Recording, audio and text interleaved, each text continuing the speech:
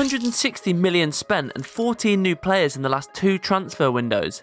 A new manager, a completely revamped squad, ambitions to have some of the best players in the world, but still a heavy underperformance. Yes, Juventus have been one to watch in recent years after failing to win the Serie A title 4 consecutive seasons and not making a deep run in the Champions League. So, let's take a look at the reasons why Juventus have been unable to recapture their former glory, starting with their performance in recent years after the Cristiano Ronaldo era. All in all, Juventus have faced considerable challenges in regaining their dominance in recent years. The club has undergone a series of coaching changes, each of which has failed to replicate the success of previous eras. After the brief reign of Maurizio Sarri, who won a Serie A title but struggled in Europe, Andrea Pirlo took over despite his lack of managerial experience. Despite winning the Coppa Italia and Supercoppa Italiana under Pirlo, Juventus finished 4th in Serie A in 2 consecutive seasons, 2020-21 and 2021-22. The former was the last with Ronaldo in the side. Massimiliano Allegri, considered one of the best coaches in Juve's history,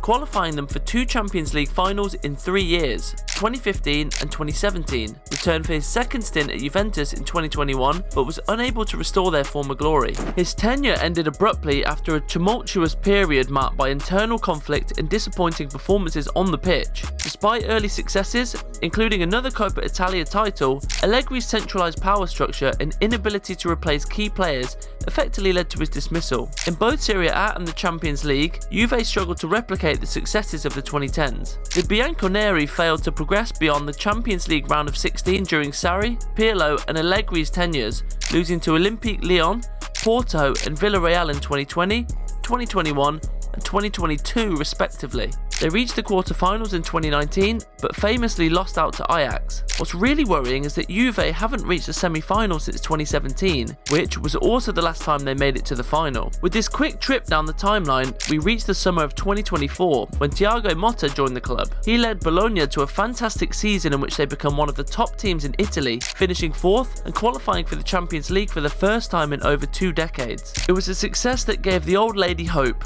especially after the big investment they had made. 51 million for Douglas Luiz, 54 million for Turn Cup miners, and 20 million for Kefra and Thuram. And those were just the fees paid for new players. Add to that the likes of Nico Gonzalez, Pierre Kalulu, Chico Conceição, Randal Kolo Muani, Renata Vega and Lloyd Kelly, who all arrived on loan, and you have everything you need to succeed. Yes, at the moment, expectations and reality are 2 very different things, as Juventus have underperformed since the start of Motta's reign. The most striking thing about their form is, of course, their defensive style of play. They're the second best defensive team in the top 5 with 11 clean sheets, just 1 behind Napoli. They've conceded only 20 goals in 23 league games, which is the 3rd best in Italy, and lead the Serie A in some important metrics, average possession and accurate passes per match. When talking about their display at the back, everything looks perfectly fine. They're solid, even with some important players out injured, such as Bremer and Pierre Kalulu. The players follow Motta's ideology down to the last detail,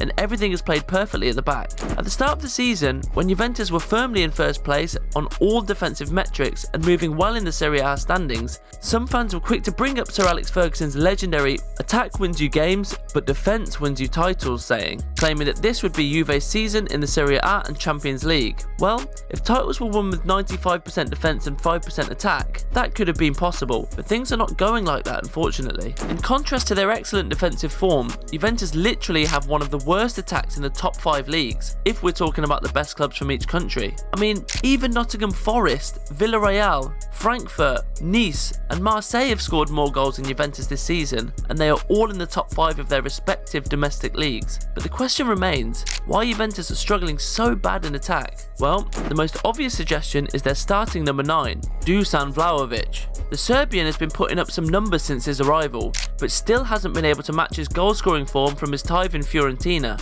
He arrived in January 2022 after scoring 20 goals in the first half of the season. These figures were seen as impressive by the Juventus board, but were desperate to replace Cristiano Ronaldo and splashed out 70 million on Vlahovic. Since arriving at the Allianz Stadium, the Serbian has only topped the 15-goal mark once, last season when he netted 16. This season, he is on the verge of breaking that record, having already netted 13 in all competitions, just 5 shy of his 2023-24 tally. But even with these facts in front of us, there is still a feeling that Vlahovic is not the striker for this Juventus team. Yes, he does the job, but he's simply not the one to take Juve's attack to the next level. Further evidence of his inability to be decisive is the number of chances he's missed in Serie A this season. Dusan Vlahovic is third in Serie A in big chances missed, with 12 to his name, and only one behind last season's top scorer, Lautaro Martinez. Yes, many of you will say, well, you're focusing on Vlahovic, but doesn't Martinez also fall into this negative category? Of course.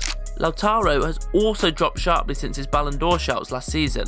But what if I told you that even with his decline in form, he is a more reliable option than Vlahovic? And let's not forget that Vlahovic has 8 league goals this season, but half of them have come from the penalty spot, where Lautaro has scored all of his goals from open play. And the final and arguably strongest argument as to why Vlahovic has no future at the Allianz Stadium is the loan deal for PSG's Randal Kolo Muani. Until around the end of 2024, Vlahovic was Thiago Motta's undisputed starter, but since the turn of the year, the Italian coach has adopted a number of different formations, starting Vlahovic in just 3 games in 2025 against Fiorentina, which ended 2-2, and AC Milan for the Supercoppa, which they narrowly lost 2-1, as well as the super important Champions League match against Benfica, which they lost 2-0. You see the coincidence? Every time Vlahovic has started, Juve have failed to win. Apart from those 3 games, Motta has experiments with Nico Gonzalez or Koop Miners up top, and even though Juve didn't manage to win every experimental game, they played a lot better without Vlahovic.